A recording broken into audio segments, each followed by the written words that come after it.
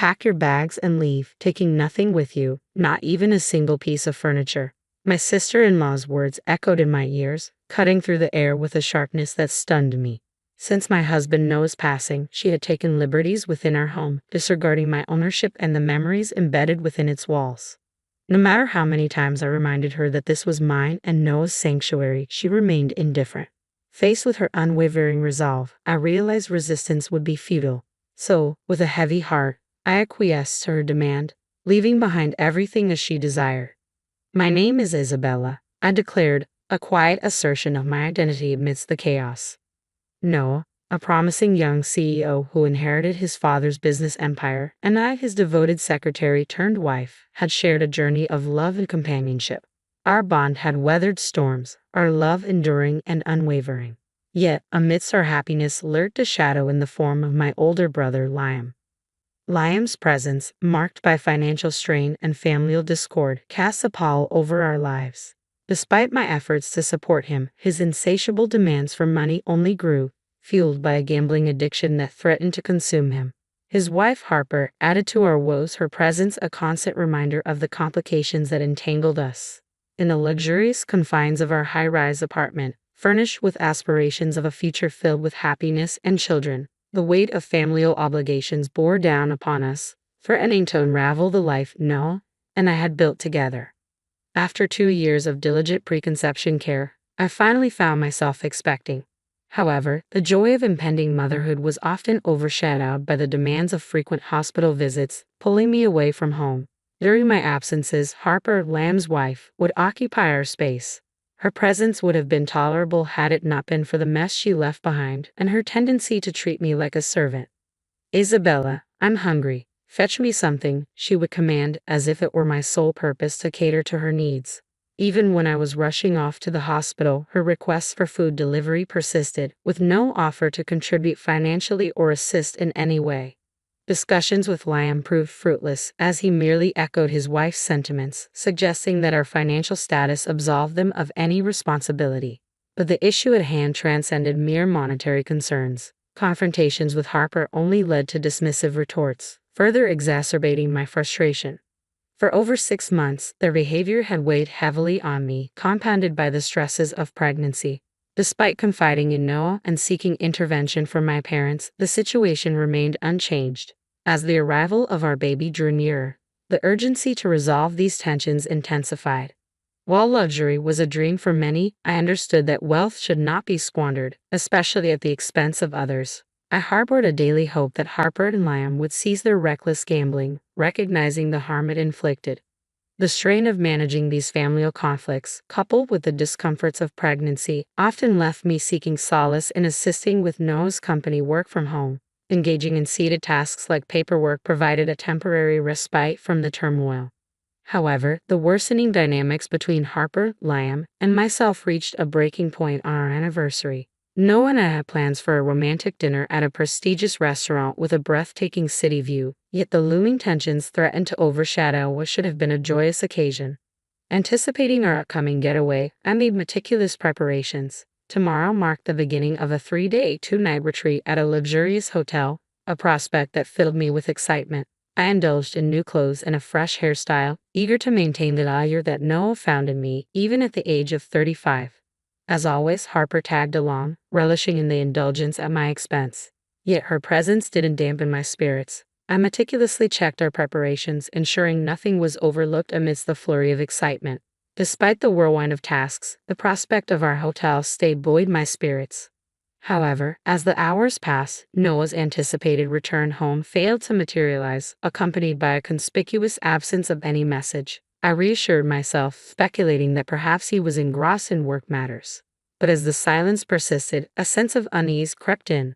Just as I contemplated reaching out to his office, my phone interrupted the silence, the caller ID displaying an unknown number. Answering hesitantly, I was met with grave news: urgent summons to the hospital. "Is this Mrs. Noah? Please come to the hospital immediately," the voice urged, leaving me reeling with dread. Hastily gathering essentials, I hailed a taxi, each passing moment heavy with apprehension. Upon arrival, I was ushered into the sterile confines of the surgery waiting area. The nurse guided me to an examination room, where the doctor's grim explanation shattered my composure. Noah had been involved in a collision, his condition critical as he underwent surgery. The words hung in the air, laden with the weight of uncertainty. The doctor's cautionary words pierced through the haze of shock, preparing me for the possibility of an outcome too devastating to contemplate. In that moment, the world stood still, as the harrowing reality of the accident began to sink in. In a haze of panic, my recollection blurred as I stood outside the operating room, my desperate prayers whispered into the void. "No, please, please stay alive," I pleaded with fervor, clinging to hope amidst the uncertainty. 4 agonizing hours later, the surgery's doors creaked open, releasing a wave of dread. The doctor's solemn expression betrayed the outcome before a word was spoken. "We did our best. I'm so sorry. No, I didn't make it," came the crushing verdict, sending me spiraling into inconsolable grief. Tears flowed freely, my anguished cries echoing through the dim hospital corridor. Though a nurse attempted to offer solace, her words barely registered amidst the overwhelming loss. Moments later, my mother-in-law arrived, her own sorrow mirrored in the embrace of my father-in-law. As the weight of sorrow pressed down, a male doctor approached, extending a bouquet of flowers. "Are you his wife? Mr. Noah wanted you to have these," he explained gently, recounting Noah's final conscious moments. Despite the wreckage of the crash, the bouquet remained a poignant tribute, its petals a testament to enduring love. Within its folds lay a note, Noah's words a balm to my shattered soul. "Isabella, thank you for being by my side for 10 years. I'm always grateful. Please take care from now on," his message whispered across the chasm of loss, igniting a flood of tears. That night, my mother-in-law remained a steadfast presence, yet the ache of Noah's absence weighed heavily. The first night without him was an ordeal of unbearable loneliness, each passing moment a reminder of the chasm left in his wake. As dawn broke, my grief remained unabated, yet a gentle reminder stirred within, the life growing within me, a tangible reminder of our love. With each flutter of movement, the unborn child seemed to impart a silent message, urging me to find strength in the face of adversity. In that moment, I made a solemn vow to Noah, a whispered promise to protect our child and to navigate the uncertain road ahead with unwavering resolve. I splashed cold water on my face, attempting to wash away the traces of tears that had etched their path. A few days later, amidst somber discussions with family, we bid farewell to Noah in a solemn funeral ceremony. The gathering was a mix of mourners, family, colleagues, and business partners, each sharing in the collective grief. However, amidst the sea of mourners, one figure stood out glaringly. "Why should I wear mourning attire? It's so outdated." Harper's voice pierced through the solemnity, her flashy party dress a stark contrast to the subdued atmosphere. Her disregard for decorum drew disapproving glances, yet she remained unperturbed, even venturing into flirtation with some of the business executives, her intentions thinly veiled. Following the funeral, my mother-in-law convened a family meeting to discuss Noah's life insurance. While she advocated for my sole entitlement, dissenting voices emerged, suggesting a division of the proceeds. Harper and Liam's presence further complicated matters, with Harper audaciously suggesting that Liam, as the eldest sibling, should be the beneficiary.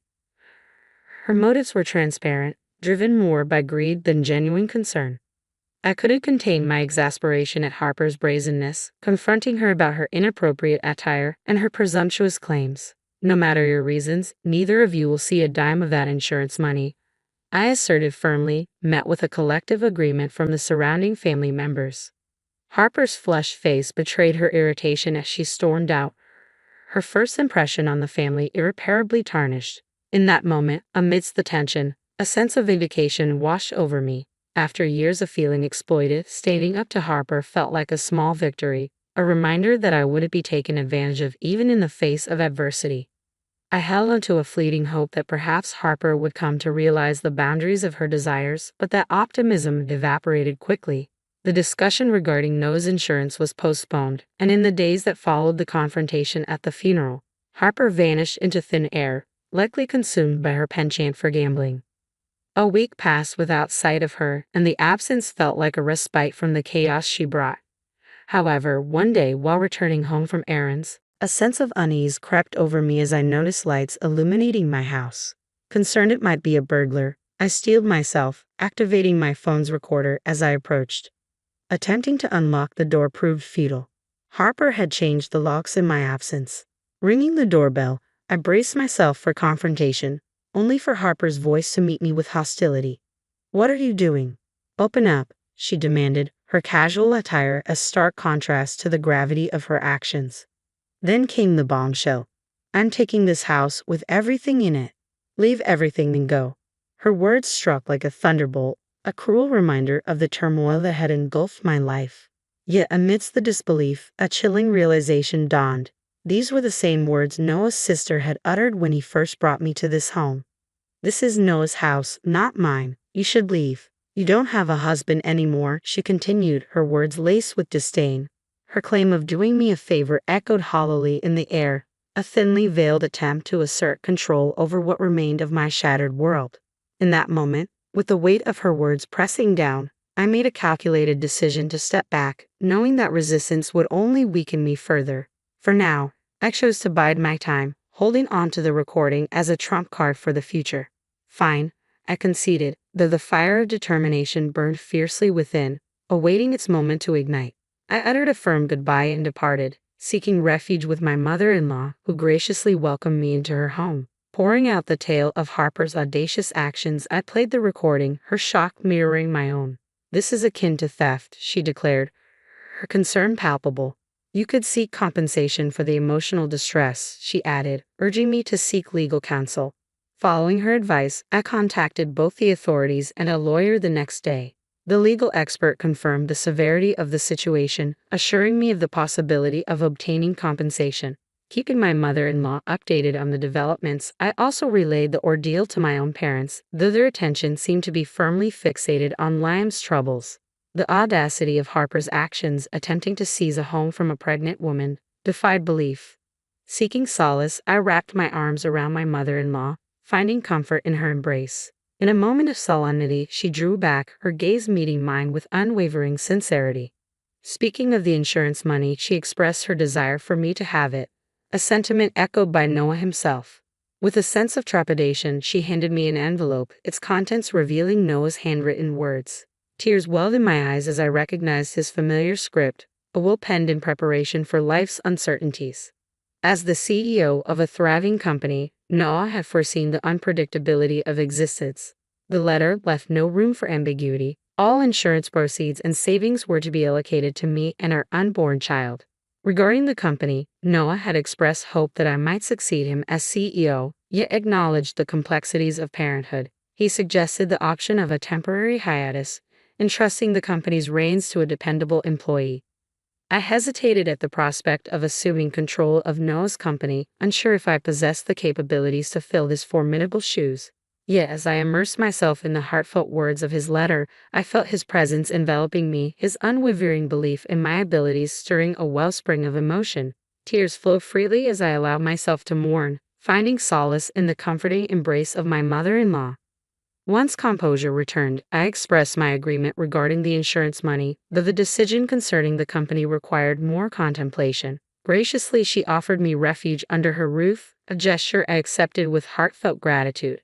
Exhaustion weighed heavily on me, and I succumbed to sleep with surprising ease. The following day, bolstered by my mother-in-law's encouragement, I embarked on a journey of legal proceedings. Armed with the guidance of a lawyer, I navigated the intricate maze of paperwork, finding reassurance in the assurance of due compensation.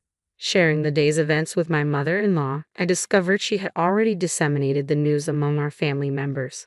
My own parents, disillusioned by Liam's actions, distanced themselves from the ordeal, leaving me with a sense of disappointment. A few days later, a call from the police signaled the culmination of our efforts. Accompanied by law enforcement, I bore witness to the swift hand of justice as Harper and Liam faced the consequences of their actions. Their expressions of shock and fear provided a semblance of closure, though the road to redemption remained uncertain. With their eviction from the rented apartment and the acknowledgement of their wrongdoing, I hoped this ordeal would serve as a wake-up call. Yet their journey towards repentance and restitution had only just begun. Returning to the familiarity of my high-rise apartment, I shared my decision with my mother-in-law, a renewed sense of purpose guiding my resolve. Embracing Noah's legacy as my own, I vowed to honor his memory by continuing his work as CEO. As I gazed upon a photograph of Noah, a sense of belonging washed over me. I'm home, I whispered, a smile gracing my lips as I embraced the future with renewed determination.